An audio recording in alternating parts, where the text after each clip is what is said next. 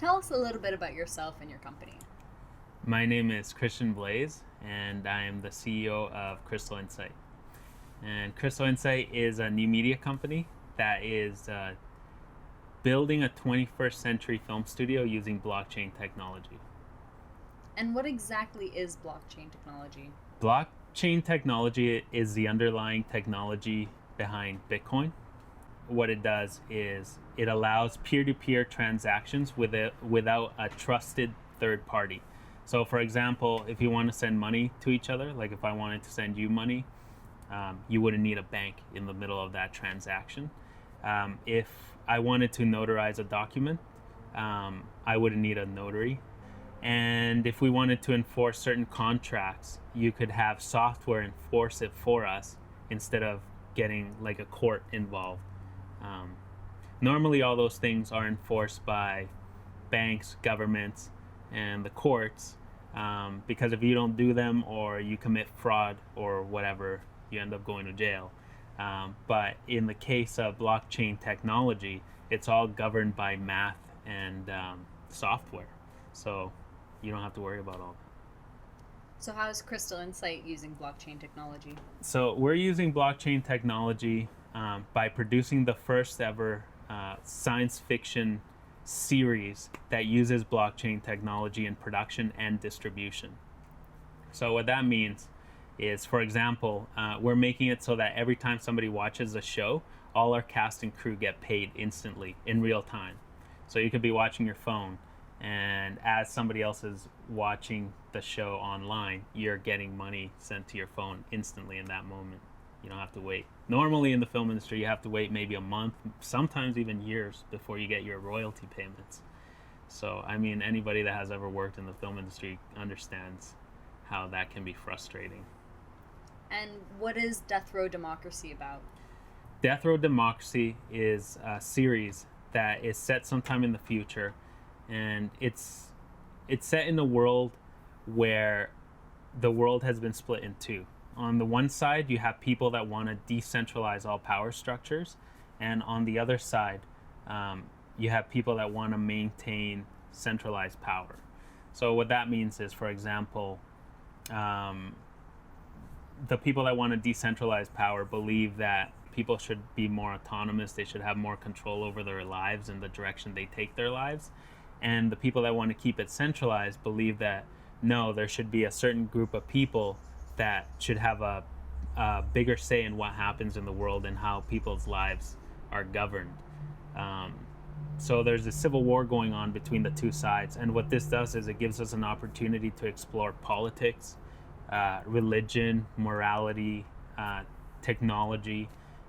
It gives us a platform to kind of start that discussion and deal with some issues that you would normally not be able to deal with, say on a traditional TV series that has to, do certain things a certain way to appease the sponsors while at the same time making a great show. We don't have to do that because our fans are in essence our boss. How does the Assassination Market fit into Death Row Democracy? So this is an interesting question because we've had mixed reactions towards this. So to give some background, the Assassination Market is an actual website that exists on like the dark web, where people can actually crowdfund assassinations. Nobody has ever gotten killed on one of these sites that I know of, but the concept is interesting from a filmmaker's point of view. We're not associated with this real life thing, but I thought it was a really good thing to explore within a web series. So in the web series, when this whole thing is going down around the world, where the world is split in two, this website appears where people can crowdfund assassinations. So you get like corrupt bankers showing up there, politicians, and people get their bounties, and the more people want you dead, I guess, the bounty increases.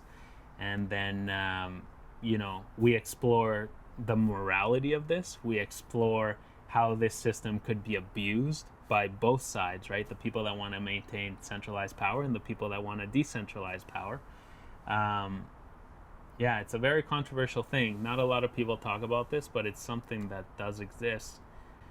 when the internet first started, people were talking about all the good stuff that was going to happen, but there's also some bad stuff that happens because of the internet, right? Just because there's some bad people doing some bad stuff on the internet doesn't mean you're going to shut down the entire internet, right? So that's how it kind of ties in. It's kind of the hook of the show, and then from there we hope to draw people in so that we can talk about all the other subjects. Very interesting points. How are you funding this project? Are you using Bitcoin as well?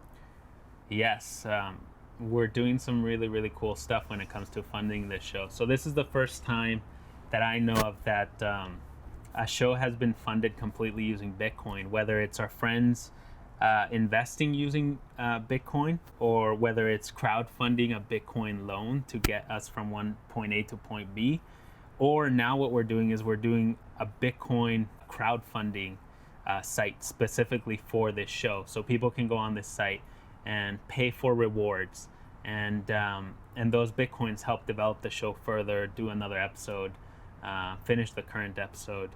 It's a cool way for us to engage directly with the fans. You're going to get some really cool rewards. For example, you could become an executive producer on the show. You could also have your company's logo as a sponsor on the show at the end credits. Things like that. Digital rewards. And of course, you're going to get to see the show earlier than anybody else. What are your plans for the future of DRD? We have a lot of cool stuff, but one of the really interesting things is we're going to try and get the audience involved in the show. So we're going to give them the opportunity to vote on certain things that should happen in the show.